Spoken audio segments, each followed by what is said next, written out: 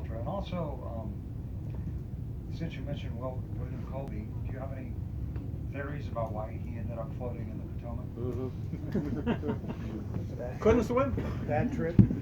How widespread was MK Ultra? Well, geographically it was vast, because you see these notes. Gottlieb turns up in the Philippines.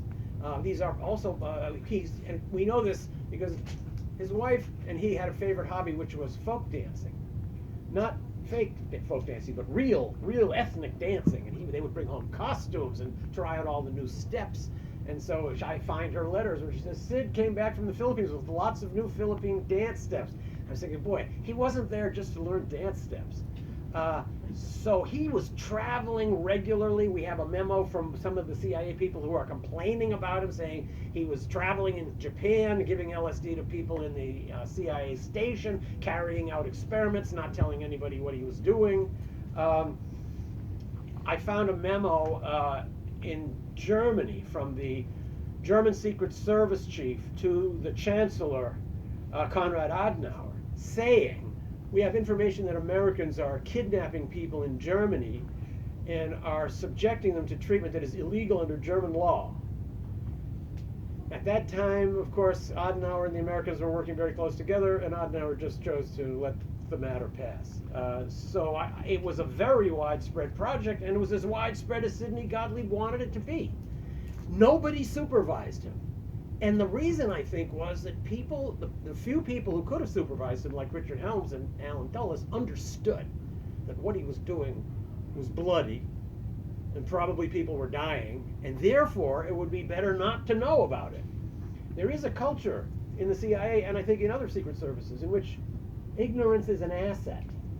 You don't want to know too much. Yeah, their original mandates, though, I mean, entail something quite nasty, though. I mean, is that the reason they wanted to know so much, or don't want to know so much? Well, yeah, I think they understood that if they knew too much, they would know a lot of bad things. So therefore, it's better not to know. So, speaking of knowing too much, do you have any theories behind the assassination of Mary Meyer, the girlfriend of Kennedy, who...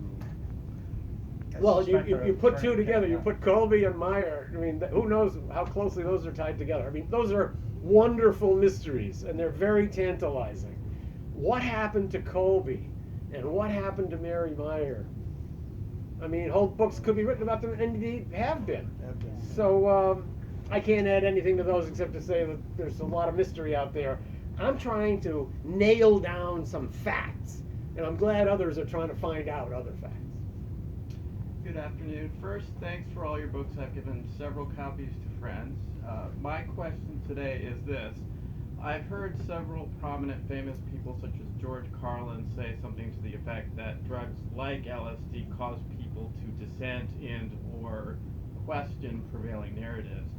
Did you encounter any evidence in your research that the results of Gottlieb's experiments actually led to that being outlawed?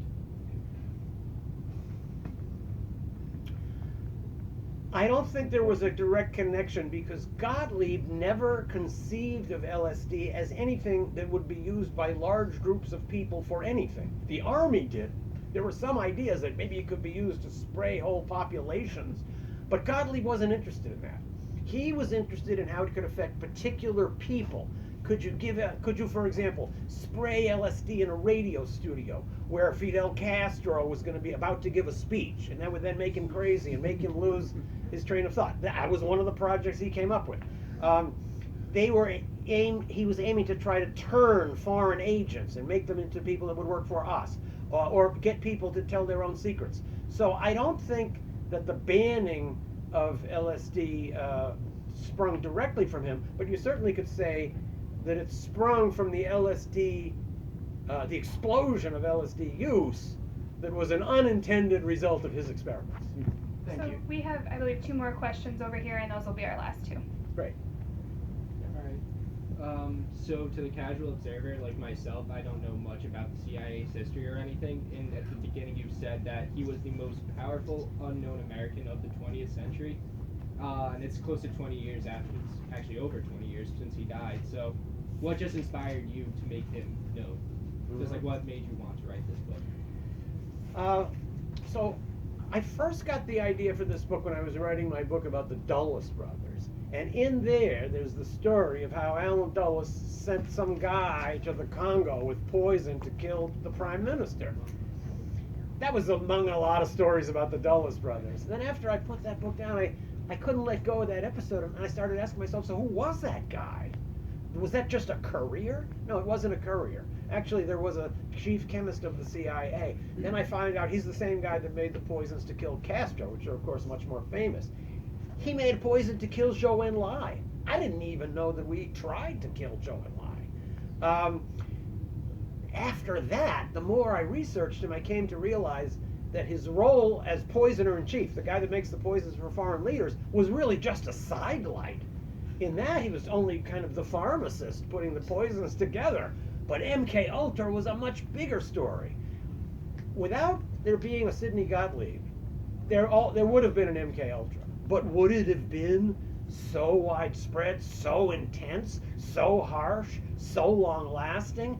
Gottlieb was not a sadist, but he might as well have been, considering what he did. So the more I got into him, the more I realized how much secret power he embodied, and the more I thought, if you're looking for stories that tell secret history that we don't ordinarily see, and you're looking for individuals who can crystallize those secret histories, what better than this one? Now I'll tell you one little detail that shows you how anonymous he was. I told you I worked with the CIA a little bit while I was working on this book, and in fact I still have some pending requests. I'm not holding my breath. But at one point I did get them to respond positively to one of my requests. I wanted to get a photo of Gottlieb as he looked when he was working at the CIA. This had never been seen before. Nobody had ever seen him. So sure enough, they did. They released to me a photo. And I was very excited, and I called the publisher and said, this is great. We've got the first photo ever of Gottlieb. We're going to put it on the cover. It's going to be a great selling point. And they were very happy. And then the next day, I got back an email saying, we've discussed it some more, and now we don't like the idea. The reason is, nobody's going to recognize him. Nobody knows his name. Nobody knows his face. So even though it's great to have the first picture of him, it won't register with anybody. So better just to put some kind of an obscure silhouette on the cover, which is what they did. Fits the theme. Thank you. Okay, one more. Thanks so much for your talk. I think it's interesting that while MK Ultra was very destructive, I guess for the most part it failed at its objective. I'd just be interested in what you could say about other operations to influence minds. I guess they're sometimes called psychological operations put on by the CIA and similar organizations to try to attempt kind of the same objective as MK Ultra. Undoubtedly trying to influence people and trying to control masses of people to get them to believe certain things and do certain things is an important part of covert action. I mean, we're talking, now we're in the hysteria of Russia made Facebook posts during the election, and that's why we got Donald Trump. If you look back at the history of the United States influencing public opinion in other countries with tendentious propaganda, you can find quite a thick history. I think the difference is that with Gottlieb, he was not seeking to influence populations. I think now the idea that you could give a person a drug and influence his or her behavior has disappeared. If there's going to be a newer version of MK Ultra sometime in the future, my speculation would be that they'd give up on drugs. They would reach the same conclusion that Gottlieb reached. We try every drug, we try electroshock and all this stuff, and you can't take over a person's mind this way. But what about with the advancement now of computers and cyber technology? When you think of how much we've advanced in the last 5 or 10 years, and then think decades or generations into the future, how this technology could advance and be misused for mind controls is something that we can only speculate about, and perhaps will be the subject of a book that some future writer will present right at this podium. Thank you.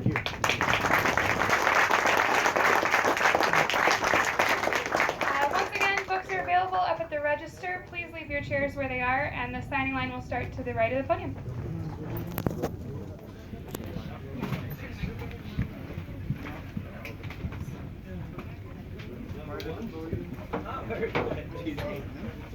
Thank you.